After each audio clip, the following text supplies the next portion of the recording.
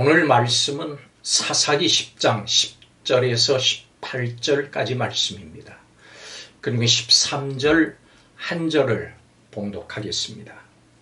너희가 나를 버리고 다른 신들을 섬기니 그러므로 내가 다시는 너희를 구원하지 아니하리라. 아멘. 사사기의 오늘 말씀은 충격적인 내용을 담고 있습니다.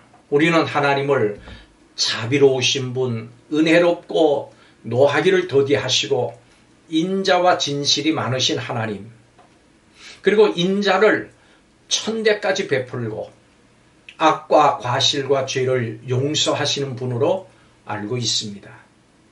그런데 오늘 말씀에는 하나님께서는 이스라엘의 회개를 전혀 받아주시지 않으십니다. 왜 그럴까요? 함께 살펴보겠습니다. 이스라엘은 어려운 가운데 하나님을 향해서 부르짖어 하나님의 은혜를 입었습니다만 또다시 하나님을 버리고 바알을 섬겼습니다. 그러자 곤고함이 심해졌고 그들은 다시 하나님을 찾아와 도움을 요청했습니다. 그러자 하나님께서는 애굽, 아모리, 암몬, 블레셋 사람들로부터 이스라엘을 구원하셨을 뿐만이 아니라 시돈, 아말렉, 마온 사람의 압제로부터도 구원해 주셨다고 말씀하십니다. 이스라엘의 구원 요청에 대해서 하나님께서 이전에 그들에게 행하셨던 구원 사건을 쭉 나열하시므로 하나님이 행하신 구원의 은혜를 잊고 살아가는 이스라엘의 죄를 지적하십니다. 하나님의 은혜를 잊고 세상을 섬기며 살아가는 것은 하나님을 대적하는 심각한 죄입니다. 죄의 특징은 하나님의 은혜를 망각하는 것입니다. 이스라엘은 그들의 역사에서 행하신 하나님의 구원을 잊고 또다시 우상을 섬겼습니다.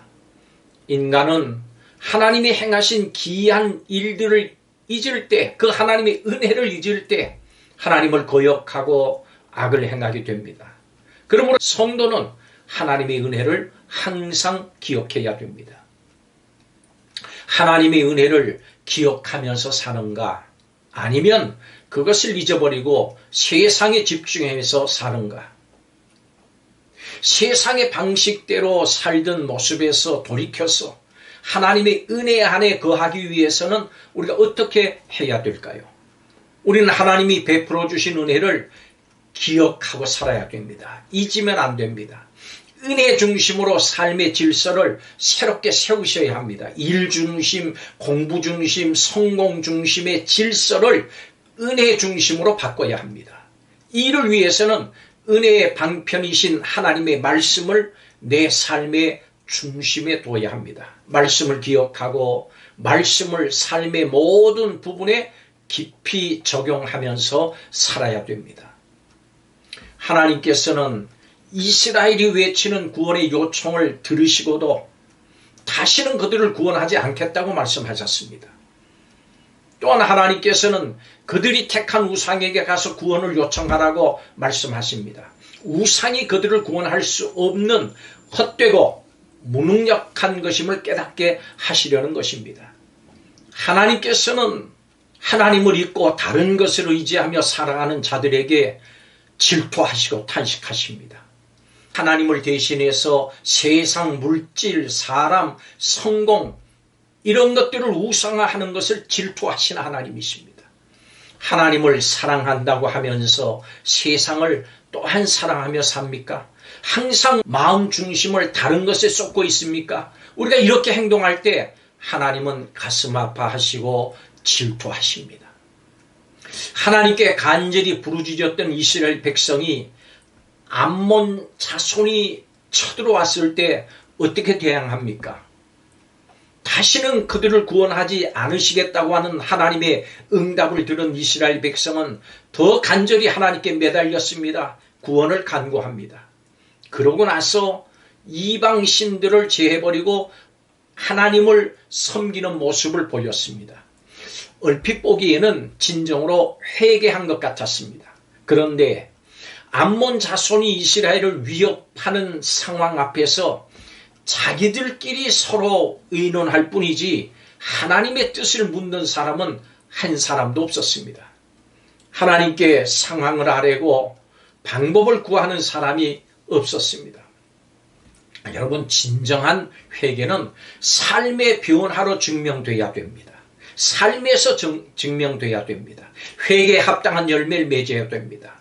행함이 없는 믿음은 죽은 믿음입니다. 회개한 성도는 정욕과 탐심을 십자가에 못 박고 과거의 삶으로부터 완전히 돌아서서 하나님을 주인으로 삼고 하나님의 뜻을 따르는 삶을 살아야 합니다. 행동으로 믿음을 보이는 삶을 살아야 됩니다. 매일의 삶에서 성령의 인도하심을 따라 행함으로 승리하는 삶을 사시기를 축원합니다. 기도하겠습니다. 죄를 범한 대가로 곤경에 빠져서 부르짖는 백성을 따끔하게 질책하시면서도 그늘을 베푸시는 하나님 감사합니다. 깊어지는 고통 가운데 주저앉지 않고 우리를 위해 근심하시는 하나님 아버지의 사랑을 의지하며 삽니다. 삶과 생활 속에서 진실한 회개의 열매를 맺고 하나님의 용서와 회복의 은혜를 경험하는 성도들이 되게 하여 주시옵소서. 간절히 구하며 예수님의 이름으로 기도하옵나이다. 아멘.